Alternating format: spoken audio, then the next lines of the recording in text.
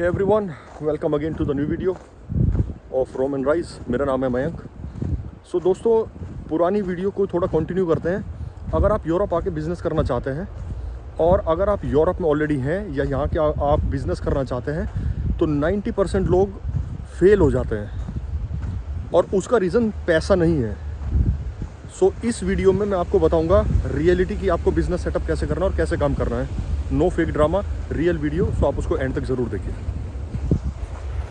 दोस्तों, मैं अलग अलग कंट्री के लोगों से मिला हूँ, पोलैंड, जर्मनी, इटली, स्विट्ज़रलैंड। यहाँ पर क्या है ना, कंपनी बन जाती है या टीआरसी भी मिल जाती है लेकिन बिज़नेस फेल हो जाता है। ऐसा क्यों है? इस वीडियो में मैं आपको पूरा डिटेल बताऊंगा कि कहाँ कहाँ एज ए इंडियन एंटरप्रेन्योर कहाँ कहाँ गलती करता है। देखिए, सबसे बड़ी गलती क्या करता है भाई, यहाँ के यूरोपियन मार्केट को इंडिया जैसा कंपेयर करना या इंडिया जैसा मार्केट समझना। यूरोपियन मार्केट इंडियन मार्केट से एकदम डिफरेंट है। अगर आपके अंदर थोड़ी भी प्रोफेशनलिज्म की कमी है तो यहाँ का बायर उसे तुरंत नोटिस करता है। उसमें आपका, जैसे आप बोल कैसे रहे हैं, आपने कैसे कपड़े पहने हुए हैं, भाई बहुत इंपॉर्टेंट है यार, right.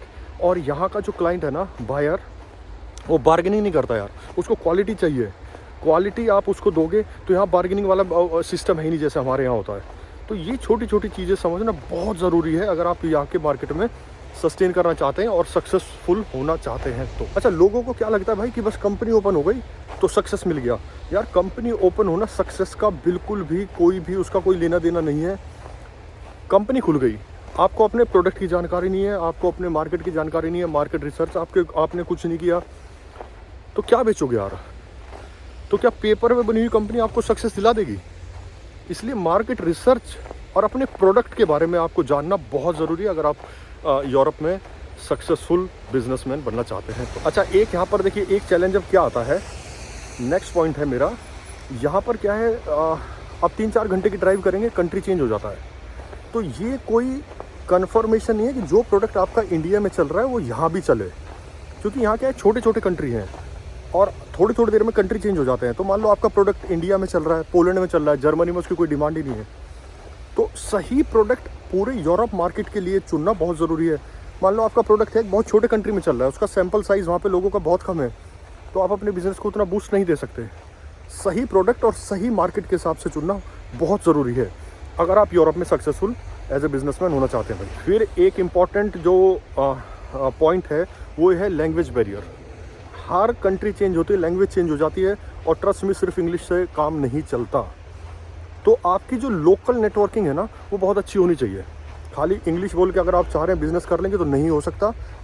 Up to some extent हो सकता है, लेकिन अगर आप चाह रहे हैं अपने बिज़नेस को रियली ग्रो करना तो लोकल सपोर्ट आपका बहुत ज़रूरी है। लोकल नेटवर्किंग आपकी होनी ही होनी चाहिए अगर आप अपने बिज़नेस को चाहते हैं मैक्सिमम ग्रो करना। प्लस आपकी कंपनी का बुक कीपर होना चाहिए, लॉयर होना चाहिए जो आपको पेपर्स में स्ट्रॉन्ग रखे, वैट में स्ट्रॉन्ग रखे। तो ये चीज़ बहुत इंपॉर्टेंट है। अच्छा, आप जैसे यूरोप में आ रहे हैं ना बिज़नेस करने, तो भाई पेशेंस लेके आना। मैं फिर बोल रहा हूँ, कंपनी मिल गई, टीआरसी मिल गई, सक्सेस नहीं है, परेशान हो जाओगे, पैसे भी लगाओगे, वापस भाग जाओगे। पेशेंस आपके अंदर होना चाहिए। पेशेंस से मेरा मतलब है कम से कम 6 महीने से लेकर 8 महीने 9 महीने का बैकअप। ऐसा नहीं है 2 महीने में आए और आपका मार्केट बन गया। मार्केट बनाने में टाइम लगता है, यहाँ पर ट्रस्ट जीतना पड़ता है भाई। बिल्कुल मार्केट अलग है इंडिया से।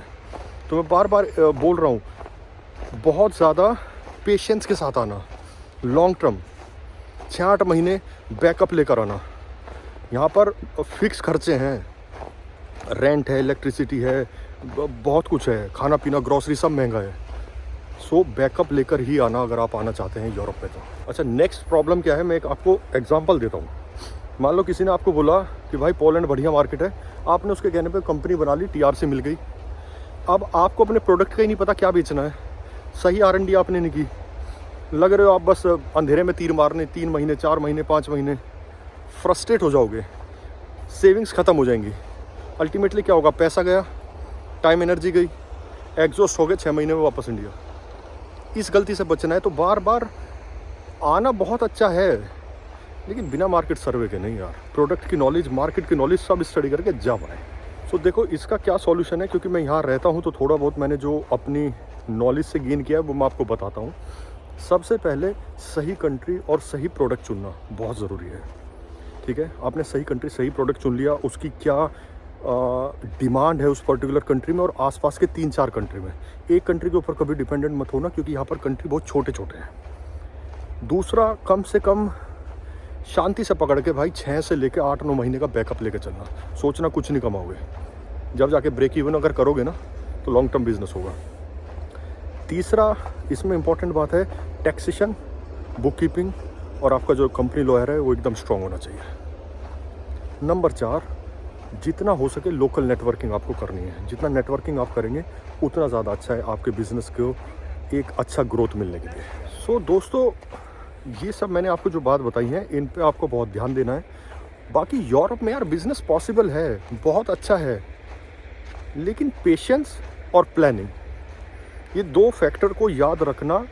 जब ये आपकी प्रॉपर हो, यूरोप आइए, काम करिए, कोई प्रॉब्लम नहीं है। और अगर आप इस पे और कोई डिटेल मेरे से चाहते हैं, DM करिए और बाकी कमेंट में लिखिए यूरोप। और भी कोई क्वेश्चन है आपका, मेरा इंस्टाग्राम की डिटेल दी है, इंस्टाग्राम को भी फॉलो कर लीजिए और वहाँ मुझे DM करिए, मैं आपकी हेल्प ज़रूर करूँगा। कोई भी आपका क्वेश्चन होगा तो बिज़नेस सेटअप को लेके या कोई भी आपको काम यहाँ स्टार्ट करना है, TRC को लेके कोई भी क्वेश्चन है तो ज़रूर मेरे से पूछिए। बाकी भाई वीडियो को लाइक कर दीजिए, दोस्तों के साथ शेयर कीजिए यार, दोस्तों के साथ शेयर, किसी न किसी की हेल्प अगर हो जाएगी तो अच्छा है। और मेरे चैनल को सब्सक्राइब कर लीजिए। सो आज की वीडियो में इतना ही रखते हैं, टू द पॉइंट हमने बात की।